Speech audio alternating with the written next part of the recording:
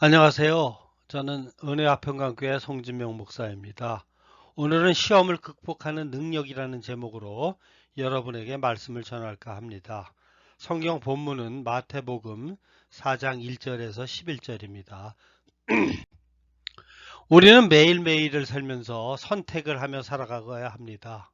몇 시에 일어날 것인지, 아침에 무엇을 먹을 것인지, 누구를 만날 것인지, 누구를 국회의원으로 뽑아야 할 것인지, 이렇게 지역과 관련 없는 선택도 있지만 어떤 경우에는 내가 주일날 예배드리러 교회에 가야 하는지, 또는 내가 지금 가난해서 배가 고픈데 남의 물건을 훔칠 것인지, 내가 지금 직장에서 고객의 정보를 빼주면 1억을 주겠다는데 죄를 지어야 하는지, 내가 지금 고위 공무원으로 이 청탁만 들어주면 30법을 주어 인생을 돈 걱정 없이 살게 해주겠다는데 이 청탁을 받아줘야 하는지, 이렇게 인생을 살다 보면 별하별 유혹과 시험을 받으며 살아가게 됩니다.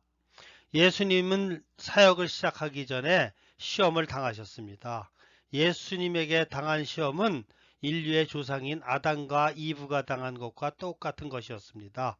그것은 우리가 세상을 사는 동안 우리도 같은 시험을 당하며 살아가야 합니다. 첫째는 물질적인 시험이고, 두 번째는 정신적인 시험이고, 세 번째는 영적인 시험이었습니다.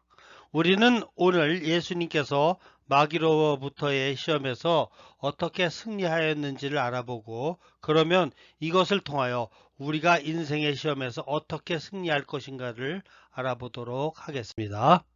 첫 번째, 시험에는 세 가지 형태가 있다는 것입니다. 마귀는 맨 먼저 물질적이고 육신적인 것으로 우리를 공격합니다. 이것은 성경을 보면 식욕에 호소하고 있습니다. 마귀가 아담과 하와에게 시험한 것도 창세기 3장 1절에 보면 뱀이 여자에게 물어가로되 하나님이 참으로 너희더러 동산 모든 나무의 실과를 먹지 말라더냐? 라고 유혹하고 있습니다. 너는 어느 실과든지 다 먹을 수 있어. 즉 먹는 문제를 가지고 먼저 유혹을 했습니다. 오늘 본문에도 예수님을 제일 먼저 유혹한 것은 먹는 문제였습니다. 이 돌들을 명하여 떡덩이가 되게 하여 줄임배를 채워봐라. 아주 합리적이고 설득력 있는 유혹입니다. 두 번째, 마귀는 물질적 유혹에서 한 걸음 더 나아가 정신적인 유혹을 하는데, 그것은 개인적인 이익과 정신적인 자만심에 호소하는 유혹입니다. 다시 말하면 창세기에서 마귀가 선악과를 따먹도록 유혹하고 난 다음 하와가 두려워할 때 너는 결코 죽지 아니하리라고 유혹했던 것과 같은 것입니다. 이것은 예수님에게 똑같이 적용됩니다. 내가 높은 데서 떨어져도 결코 내 발이 상하지 아니하리라는 유혹이 그것입니다. 세 번째, 마지막으로 가장 무서운 유혹은 영적인 유혹입니다. 대부분의 사람들은 물질적 유혹에서 넘어집니다. 그리고 조금 지성적이고 세련된 사람들은 정신적인 갈등에서 번민하고 괴로워합니다. 그러나 실제적으로 가장 큰 유혹은 영적인 유혹입니다. 이것은 영적인 권세에 도전하는 것이고, 하나님의 영광을 인간의 영광으로 바꾸는 것이고, 하나님을 경배하는 참신앙을 인간을 경배하도록 만드는 그런 시험입니다. 창세기 3장 5절에 마귀가 하와에게 마지막으로 이렇게 유혹합니다. 내가 선악과를 먹고 눈을 뜨면 하나님처럼 될 것이다. 최대의 유혹이었습니다. 예수님께 대한 세 번째 유혹도 똑같은 것입니다. 마태복음 4장 8절에서 9절에 보면 내가 나에게 잠깐 절만하면 이 천하 만국을 내 소유가 될 것이다 라고 유혹했습니다. 이러한 유혹들에 대하여 사도 요한은 요한일서 2장 15, 16절에 이 세상 것들을 사랑하지 말라. 이 세상이나 사랑에 있는 것들은 사랑하지 말라. 누구든지 세상을 사랑하면 아버지 사랑이 그 속에 있지 아니하니 이는 세상에 있는 모든 것이 육신의 정욕과 안목의 정욕과 이생의 자랑이니 다 아버지께로 쫓아난 것이 아니요 세상으로 쫓아난 것이니라. 이렇게 마귀는 첫째 아담이 실패했던 그 시험을 똑같이 예수님에게도 적용해서 의심과 물질을 패배하도록 유혹했습니다. 그러나 자신이 이 세상에 온 것은 자기의 뜻을 이루려 함이 아니라 하나님의 뜻을 이루려 함이라는 사실을 분명히 아시는 예수님은 이 모든 유혹으로부터 벗어날 수 있었습니다. 요한복음 6장 38절에 39절을 보면 내가 하늘로서 내려온 것은 내 뜻을 행하려 함이 아니요 나를 보내신 이의 뜻을 행하려 함이니라 하신 것입니다. 특별히 예수님께서 겟셋마네 동산에서 아버지여 내 뜻대로 마옵시고 아버지 뜻대로 하옵소서라고 말씀하신 데서 우리는 한 가지 사실을 정리할 수 있습니다. 우리도 예수님 믿고 구원받았다는 것은 이제는 내 욕심대로 이 세상을 사는 것이 아니라 이제 내 자신은 죽었고 예수님을 위해 살아가는 것입니다. 즉, 내 욕심대로 살지 않고 예수님이라면 이 상황에서 어떻게 하셨을까? 라는 질문을 가지고 살아가야 합니다. 다시 말해, 내 욕심대로 살지 말고 예수님의 뜻을 이루기 위해 살아나가야 합니다. 그런데 여러분은 진정 예수님의 뜻을 이루어 드리기 위하여 인생을 살아가고 계십니까? 아니면 아직도 자신의 인생의 미련을 버리지 못하고 자신의 욕심과 야망을 가지고 살아가지는 않으십니까?